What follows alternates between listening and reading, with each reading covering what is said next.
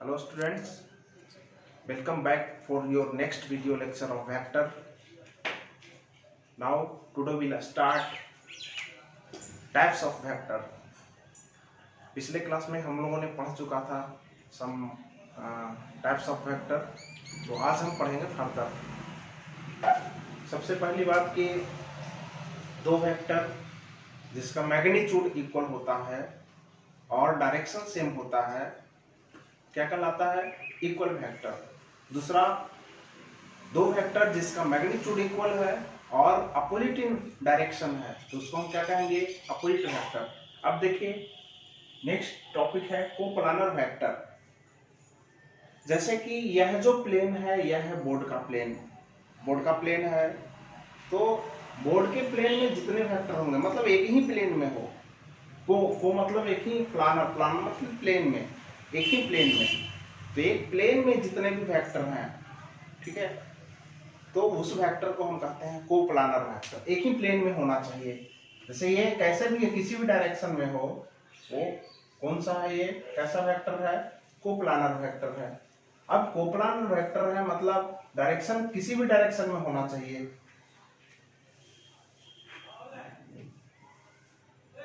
अब यहाँ पे ये कोप्लानर मतलब एक ही प्लेन में है। जैसे हम कहें ऐसे तो ये एक प्लेन में नहीं है, फिर प्लेन इसका बदल गया। अब देखिए इस तरह से वेक्टर है ऐसे तो प्लेन बदल गया। ये सारे जो है इसके अलावे जो ये दो वेक्टर और ले रहे हैं वो एक प्लेन में नहीं है, लेकिन ये सब जो है एक ही प्लेन में है। किस प्लेन में है? तो बोर्ड के प्लेन में है। तो जब एक ही प्लेन में हो तो उसको हम कहेंगे कोप्लानर वेक्टर। इसका कुछ डेरिवेशन भी है तो वो नेक्स्ट जब सारा डेरिवेशन खत्म हो जाएगा लॉ ऑफ वेक्टर तब उसको हम न्यूमेरिकल के लिए तैयार करेंगे एक फिर से अगेन। अभी हम सिर्फ और सिर्फ इसका डेफिनेशन पढ़ेंगे। Non coplanar vector. Non coplanar, coplanar मतलब एक ही प्लेन में हो, नन लग गया मतलब एक प्लेन में नहीं हो। कुछ एक प्लेन में हो सकता है, कुछ अलग अलग प्लेन में हो सकता है, तो सारे वेक्टर क्या है? एक प्लेन में नहीं है। जैसे एक प्लेन में सारे वेक्टर नहीं है, कुछ ऐसे है, कुछ ऐसे है, कुछ इस प्लेन में है, कुछ इस प्लेन में है, तो एक 3 डायमेंशनल वेक्टर है। वेक्टर है जो एक प्लेन में नहीं है। जैसे कि ये यहाँ पे क्या था? एक ही प्लेन में था। किस प्लेन में? बोर्ड के प्लेन में। यहाँ पे क्या है कि एक प्लेन में नहीं है, इस तरह से है, कुछ इस तरह से है, कुछ इधर है, कुछ इधर है ना, पूरे स्पेस में फैला हुआ है, तो इसको हम कहेंगे नन कोप्लानर वेक्टर। अब यहाँ पे बात होती है दो तरह के वेक्टर को हमने अभी पढ़ा, कोप्लानर और नॉन कोप्लानर। अब ऐसा हो सकता है कि सारे जो वेक्टर हैं एक पॉइंट से क्रॉस करें या उसका इनिशियल पॉइंट सेम हो, तो वैसी स्थिति में हम उस वेक्टर को हम कहेंगे कनकरेंट वेक्टर। सबसे पहली बात कि एक पॉइंट से क्रॉस करें सारे वेक्टर, या इस तरह से हो,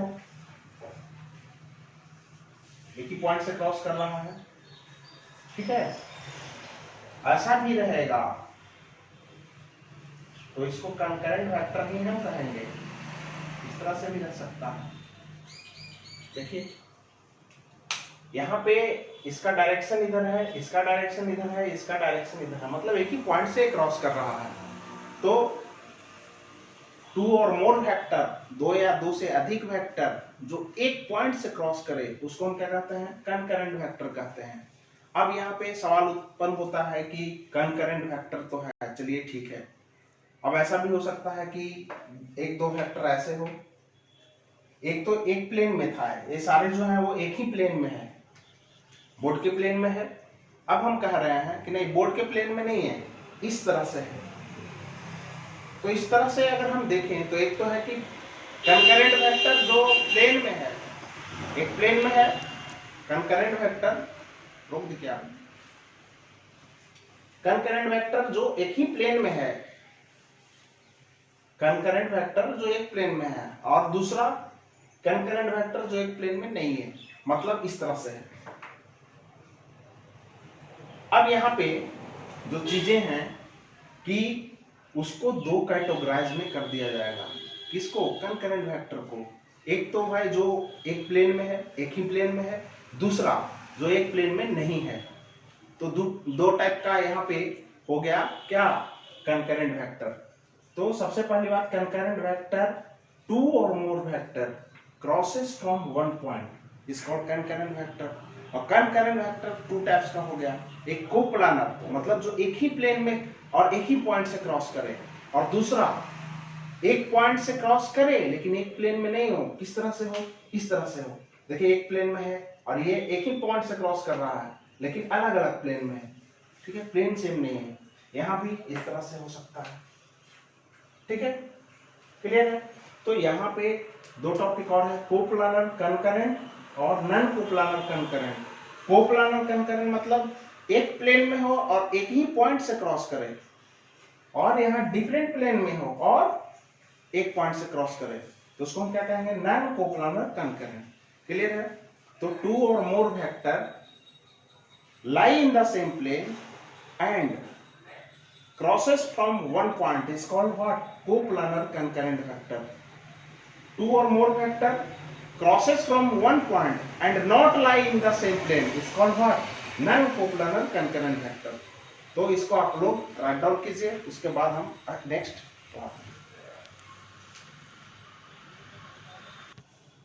चलो नेक्स्ट है आपका नल वेक्टर। नल वेक्टर और जीरो वेक्टर। नल वेक्टर क्या है, जीरो वेक्टर क्या है। तो सबसे पहली बात कि जैसे कोई भी ऑब्जेक्ट रेस्ट में रखा हुआ है, रेस्ट में रखा हुआ और हम उस ऑब्जेक्ट का वेलोसिटी पूछ रहे हैं, ऑब्जेक्ट का वेलोसिटी पूछ रहे हैं, तो ऑब्जेक्ट तो रेस्ट में है। विथ रेफरेंस टू ग्राउंड, कोई भी ऑब्जेक्ट रेस्ट में है और ऑब्जेक्ट जो है रेस्ट में है, किसके रिस्पेक्ट में, ग्राउंड के रिस्पेक्ट में, और ऑब्जर्वर भी ग्राउंड के रिस्पेक्ट में, जो ग्राउंड पे खड़ा है उसके रिस्पेक्ट में वो क्या है, रेस्ट में है। तो यहाँ पे जो उसका वेलोसिटी है, किसका, ऑब्जेक्ट का, उसको हम क्या बोलेंगे, वेलोसिटी एक वेक्टर क्वांटिटी है। तो यहाँ पे वेलोसिटी अगर वेक्टर क्वांटिटी है तो हम उस ऑब्जेक्ट के वेलोसिटी को हम कहेंगे, जीरो नहीं कर सकते हैं, नल वेक्टर कहेंगे। क्यों, क्योंकि उसका वेलोसिटी पूछा गया है और वेलोसिटी है तो यहाँ पे उसका मैग्नीट्यूड तो जीरो है वेलोसिटी का, लेकिन यहाँ पे वेलोसिटी अगर वेक्टर क्वांटिटी है तो उसको हम कहेंगे नल वेक्टर है, ठीक है। तो कोई भी वेक्टर जिसका मैग्नीट्यूड जीरो हो, मैग्नीट्यूड जीरो हो, उसको हम कहेंगे नल वेक्टर या जीरो वेक्टर, ठीक है। नल वेक्टर, जीरो वेक्टर, जिसका मैग्नीट्यूड जीरो हो। सबसे पहली बात कि हम इसको रिप्रेजेंट कैसे करेंगे। जैसे हम किसी भी वेक्टर को हम एरो पार्ट से रिप्रेजेंट करते हैं, एक लाइन सेगमेंट से रिप्रेजेंट करते हैं। जैसे मान लिया जाए कि कोई भी वेक्टर है यहाँ पे, जैसे है 2 न्यूटन, 2 न्यूटन ईस्ट की ओर है। अब इसका जो है हम 1 न्यूटन करें तो 1 न्यूटन हो गया, इसका हाफ हो गया लेंथ। उसी प्रकार से और छोटा करेंगे और छोटा करेंगे और छोटा करेंगे तो एक समय इतना छोटा आएगा, इसका भी कुछ ना कुछ मैग्नीट्यूड होगा। एक समय ऐसा आएगा कि जीरो वेक्टर को हम कैसे रिप्रेजेंट करेंगे। मान लिया हम पॉइंट से तो कर नहीं सकते, इसमें एरो कैसे दिखाएंगे। तो यहाँ पे जो चीजें हैं कि यहाँ जो डायरेक्शन की बात हो रही है जीरो वेक्टर का, वह अनडिटर्मिनेट फॉर्म है, इसके बारे में कुछ कहा नहीं जा सकता है। तो यहाँ पे नल वेक्टर का जो डायरेक्शन है तो एक वेक्टर, तो इसका डायरेक्शन भी होना चाहिए, और डायरेक्शन है तो इसका जो डायरेक्शन है अनडिटर्मिनेट फॉर्म में होता है। तो यहाँ पे direction of vector, zero vector is in indeterminate form, ठीक है, अनडिटर्मिनेट फॉर्म। क्लियर है। डायरेक्शन ऑफ जीरो वेक्टर लिखिए यहाँ पे, direction of zero vector is indeterminate form. Clear है। अब यहाँ पे दो वेक्टर को हम, ऐसा है कि एक वेक्टर उसमें क्या है, ए है, और दूसरा वेक्टर क्या है, नल वेक्टर है, जीरो वेक्टर है। तो दोनों का जो सम है, किसका किसका, sum of A vector and zero vector, तो उसका क्या, ये दोनों का सम क्या होगा, वही वेक्टर होगा। क्लियर है। अब किसी भी वेक्टर में हम सब्सट्रैक्ट करते क्या, जीरो वेक्टर से, तो वही वेक्टर होगा। If subtract zero vector in a vector, then result is what, that vector, मतलब ए वेक्टर है, इसमें से हम नल वेक्टर को सब्सट्रैक्ट कर दें तो वही वेक्टर मिलेगा। अब हम किसी वेक्टर को हम नल वेक्टर से प्रोडक्ट करवाते हैं, ठीक है, या किसी वेक्टर में हम जीरो और किसी वेक्टर का प्रोडक्ट जो होगा, product of zero and a vector क्या होगा, नल वेक्टर होगा, या नल वेक्टर और null vector and a product of null vector and a vector, किसी वेक्टर का और नल वेक्टर का जो प्रोडक्ट है वो क्या होगा, जीरो वेक्टर होगा, नल वेक्टर होगा। If a vector is multiplied by zero then result is what, null vector, zero vector. इसको आप देखिए कि अगर हम किसी भी वेक्टर में हम मल्टीप्लाई करेंगे किसको, जीरो से, तो क्या हो जाएगा, नल वेक्टर होगा। और दूसरी चीज कि किसी भी वेक्टर में हम अगर नल वेक्टर से मल्टीप्लाई करें तो क्या होगा, वह भी जीरो वेक्टर होगा। अब एक बहुत कंसेप्चुअल चीज जो जिसका न्यूमेरिकल जो यूज है होता है हर समय किसी भी न्यूमेरिकल को यूज करने के लिए, इसको ध्यान देंगे। अगर n1 और n2 नन जीरो नंबर है, मतलब n1 और n2 इक्वल नहीं है और नन जीरो है, जीरो नहीं है, ऑल्सो यहाँ पे इसका टू नॉट जीरो, तब एक केस है कि n1 a और n2 b, n1 यहाँ a और b क्या है, दो वेक्टर है, n1 a और n2 b ये तभी होल्ड करेगा जब a और b क्या है, नल वेक्टर है, जीरो वेक्टर है।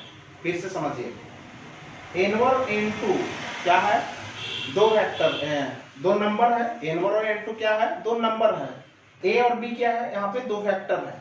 तो यह जो है n1 a equal to n2 b, यह तभी होल्ड करेगा जब a और b क्या है, नल वेक्टर है। तो इसको आप राइट डाउन कीजिए, उसके बाद हम आते हैं नेक्स्ट टॉपिक पे। अभी हमने पढ़ा जीरो वेक्टर और नल वेक्टर। नेक्स्ट है कि जो जीरो वेक्टर नहीं है, जैसे कोई भी ऑब्जेक्ट है जो मोशन में है किसी पार्टिकुलर डायरेक्शन में, तब उसका वेलोसिटी का वैल्यू तो कुछ होगा ना। जैसे किसी ऑब्जेक्ट पे ऑब्जेक्ट रखा हुआ है, इस पे फोर्स लग रहा है, पहले फोर्स नहीं लग रहा था, अब पूछा जा रहा था कि इस पे कितना फोर्स लग रहा है, तो नल वेक्टर होगा। लेकिन अब फोर्स लग रहा है तो उसका कुछ ना कुछ मैग्नीट्यूड होगा। तो इसका मतलब कि जीरो वेक्टर के अलावे जितना भी वेक्टर है उसको हम क्या कहते हैं, प्रॉपर वेक्टर। तो vector other than null vector मतलब जीरो वेक्टर के अलावे जितना वेक्टर है उसको हम क्या कहते हैं, प्रॉपर वेक्टर कहते हैं, is called proper vector. Clear है। तो vector other than zero vector is called proper vector.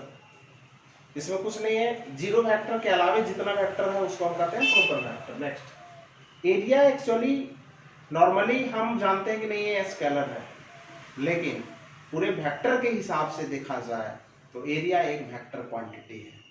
अब भाई बड़ा लोचा है कि एरिया तो बहुत, जैसे प्लेन का एरिया ये है, बोर्ड का है एरिया, तो मैग्नीट्यूड तो हम मान रहे हैं कि ये बोर्ड का, ये रेक्टेंगुलर बोर्ड है, तो रेक्टेंगुलर बोर्ड का एरिया क्या होगा, लेंथ इनटू विड्थ, ठीक है। लेकिन इसका डायरेक्शन क्या होगा, तो डायरेक्शन इसके हम परपेंडिकुलर डायरेक्शन में लेते हैं, चाहे बोर्ड के बाहर की ओर या बोर्ड के अंदर की ओर। क्लियर है।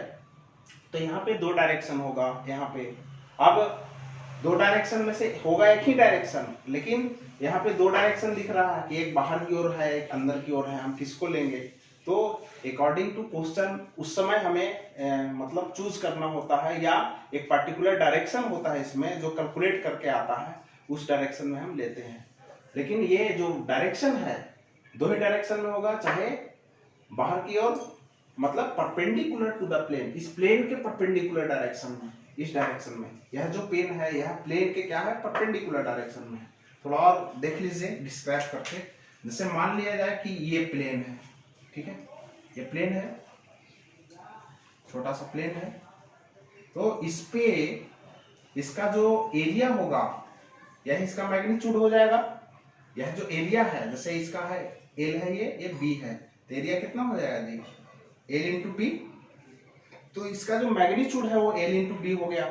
लेकिन इसका जो डायरेक्शन है इस डायरेक्शन में होगा या इसके अंदर की ओर होगा। क्लियर है, मतलब परपेंडिकुलर टू दिस प्लेन। अब एक और सवाल कि एरिया कोई जरूरी थोड़ी ही है, जैसे यहाँ पे बॉल देखे हैं, स्फीयर देखे हैं, स्फीयर का जो सरफेस है वह तो प्लेन नहीं है, वह प्लेन नहीं है। तो उस समय हम जो चीज है वहां पे जब हम सरफेस फ्लैट नहीं है, जैसे फ्लैट है, ये वीडियो पॉज कीजिएगा, तो यहाँ पे जैसे कि फ्लैट एरिया नहीं है, क्या है, स्फीयर है। यहाँ पे ये देख लीजिए, ये है, जैसे हम सिलेंडर हम बनाते हैं, सिलेंड्रिकल होता है सरफेस, इसका जो ये सरफेस है वो क्या है, सिलेंड्रिकल सरफेस। देख लीजिए, ये देखिए, ये सरफेस, ये फ्लैट है नहीं है, फ्लैट। क्लियर है, फ्लैट नहीं है। तो इस समय हम एरिया वेक्टर हम कैसे कैलकुलेट करेंगे?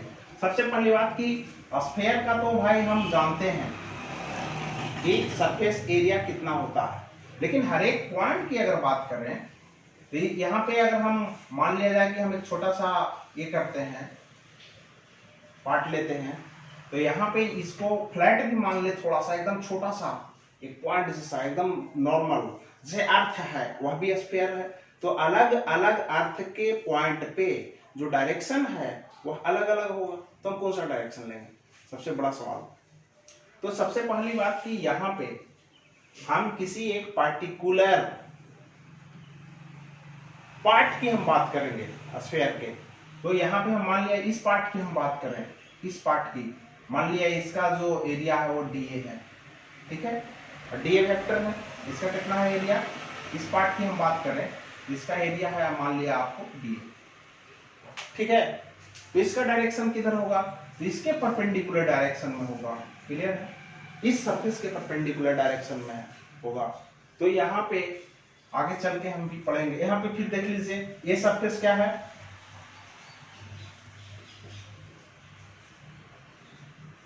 सिलेंड्रिकल है।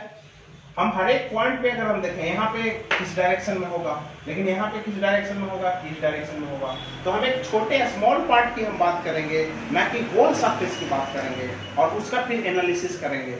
ये आपको पढ़ना है, हम 12th क्लास में है, एक चैप्टर है इलेक्ट्रोस्टैट में, हम इसको ब्रॉडली पढ़ते हैं और इसका यूज देखते हैं, और भी है बहुत सारे चैप्टर में इसका इस्तेमाल है। तो हम इतना ही जानेंगे कि सरफेस अगर फ्लैट है तब तो कोई दिक्कत नहीं है, फ्लैट है तो उसके परपेंडिकुलर डायरेक्शन में। अगर फ्लैट नहीं है, कर्व पाथ है, तो हम इसको छोटा सा पार्ट लेंगे और उसका जो परपेंडिकुलर डायरेक्शन होगा, ठीक है, उसके डायरेक्शन में हम उस एरिया वेक्टर का डायरेक्शन लेंगे। क्लियर है।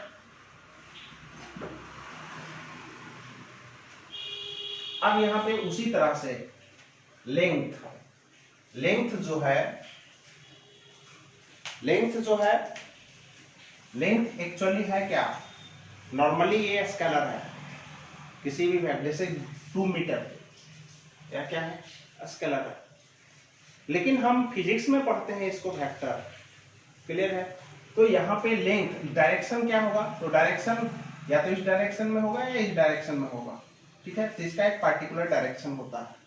यह तो सही है कि अगर स्ट्रेट लाइन रहेगा, ठीक है, तब तो क्लियर है कि इसका स्ट्रेट लाइन सेगमेंट है, तो इसका लेंथ जो है वो मैग्नीट्यूड को शो करेगा, और ये जो है वो डायरेक्शन होगा इसका कुछ ना कुछ पार्टिकुलर वैल्यू किसी एक पार्टिकुलर डायरेक्शन में होगा। लेकिन अब ये कर्व पाथ है इस तरह से, तब यहाँ पे तो बातें नहीं जचती है। क्लियर है, जैसे ये है एक कर्व है ऐसे, तो यहाँ पे हम कैसे कैलकुलेट करेंगे, या इस तरह से है, तो यहाँ पे हम एक छोटा सा पार्ट लेते हैं, ठीक है, डीएल, और उस छोटे पार्ट का जो डायरेक्शन है, डायरेक्शन जो होता है वो लाइन के अलाउ ही होता है, यह जो छोटे पार्ट का जो डायरेक्शन है उसी के अलाउ।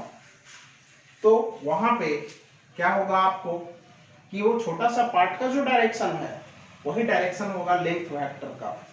क्लियर है। तो यहाँ पे length with direction along A line, ठीक है, अलोंग ए लाइन सेगमेंट कर लीजिए,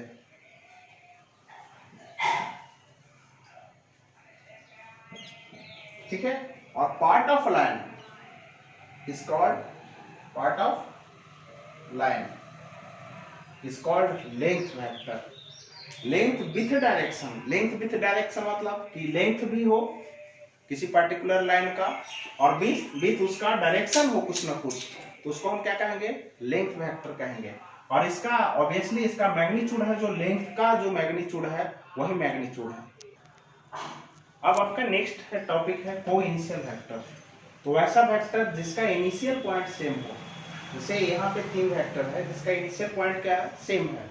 इसको और ब्रॉडली हम पढ़ेंगे फर्दर जब हम कंसेप्ट करेंगे क्लियर। अभी तो डिफिनेशन है, नॉर्मल चीजें हैं, इसके बाद जब हम न्यूमेरिकल बनाएंगे बहुत सारे वेक्टर उसमें उपयोग आएगा तब पूरा क्लियर आएगा। अभी आप लोग डिफिनेशन पढ़ लीजिए, उसके बाद कंसेप्चुअल जो है वो फर्दर होगा। तो को इनिशियल वेक्टर के 2 और मोर वेक्टर जिसका इनिशियल पॉइंट सेम है, ठीक है, उसको हम क्या कहते हैं, को इनिशियल वेक्टर। क्लियर है? तो इसको आप राइट डाउन कीजिए, उसके बाद हम नेक्स्ट टॉपिक पे आते हैं।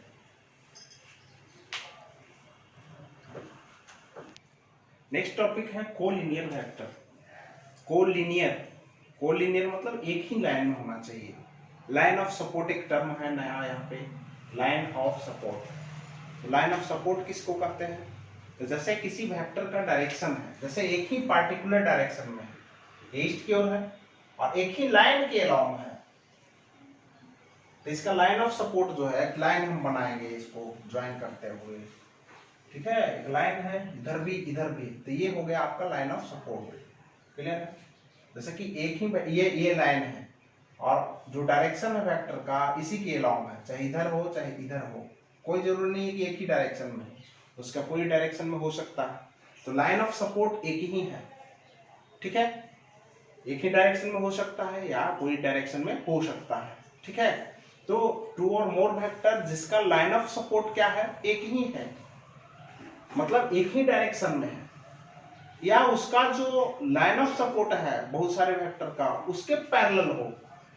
जैसे 2 वेक्टर 3 वेक्टर क्या है, इस लाइन के अलावा इसका लाइन ऑफ सपोर्ट ये है और उसी के पैरेलल कुछ और वेक्टर दिख रहा है, तो ये सारे वेक्टर क्या है, कोलिनियर वेक्टर है। मतलब एक लाइन ऑफ सपोर्ट एक होना चाहिए या उसके पैरेलल होना चाहिए। या पैरेलल का क्या मतलब है, जैसे हम इस वेक्टर को हम पढ़े थे कि किसी वेक्टर को उसी के पैरेलल शिफ्ट किया जाए तो उसका मैग्नीट्यूड नहीं बदलता है और न ही डायरेक्शन बदलता है, तो वेक्टर नहीं बदलता है, तो चाहे इसके पैरेलल हो या इसी के अलाउंग हो कोई फर्क नहीं पड़ता है।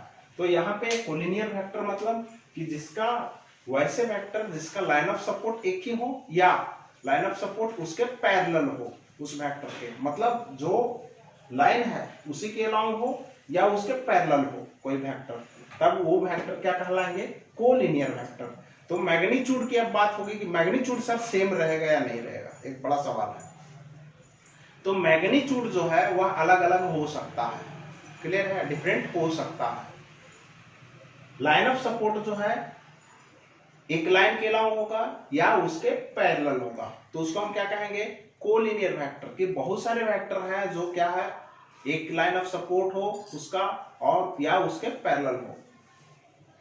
अब एक है निगेटिव वेक्टर। आपने अपोजिट वेक्टर पढ़ा होगा कि कोई भी वेक्टर है ए और कोई भी वेक्टर है बी जिसका मैग्नीट्यूड क्या है, सेम है, इक्वल है, और दोनों का डायरेक्शन क्या है, अपोजिट है।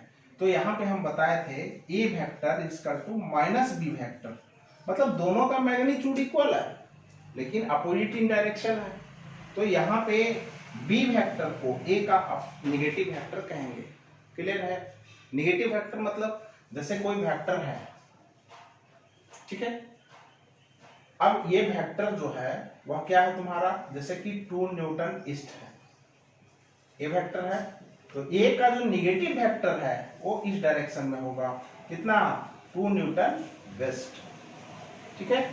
तो ए इक्वल टू कोई भी वेक्टर है 2 न्यूटन ईस्ट है, तो निगेटिव वेक्टर ऑफ ए क्या हो जाएगा, माइनस, इसको हम लिख सकते हैं -2 न्यूटन ईस्ट, ठीक है, सिर्फ माइनस लगा देना, और -2 न्यूटन ईस्ट मतलब इस डायरेक्शन क्या है, अपोजिट कर देंगे, 2 न्यूटन क्या हो जाएगा आपको, वेस्ट हो जाएगा। क्लियर है? तो यहाँ पे निगेटिव ऑफ ए वेक्टर मतलब कि magnitude same but opposite in direction. तो इसको राइट डाउन कीजिए। यहाँ पे सबसे इंपॉर्टेंट जो वेक्टर है टाइप्स ऑफ वेक्टर में, वो यूनिट वेक्टर है, पोजीशन वेक्टर है, और जो बचा हुआ है पूरा जो आपका वेक्टर चैप्टर है उसमें सबसे ज्यादा अगर इस्तेमाल होता है तो यूनिट वेक्टर का होता है। ठीक है, काइनेमेटिक्स में आप पढ़ेंगे तो पोजीशन वेक्टर का इस्तेमाल है। तो यहाँ पे जो इंपॉर्टेंट पॉइंट्स हैं उसके लिए अलग हम क्लास देंगे, तो बने रहें आदर्श के साथ। उसके साथ साथ एक अहम सवाल कि आप लोग इस वीडियो को ज्यादा से ज्यादा शेयर कीजिए और लाइक कीजिए। ठीक है, और हम अगले क्लास में पढ़ाएंगे टाइप्स ऑफ वेक्टर में यूनिट वेक्टर, पोजीशन वेक्टर और जितने भी बचे हुए टाइप्स ऑफ वेक्टर हैं, उस क्लास को मिस मत कीजिएगा। बहुत इंपॉर्टेंट टॉपिक है यूनिट वेक्टर। तो बने रहें आदर्श के साथ ब्रेक के बाद।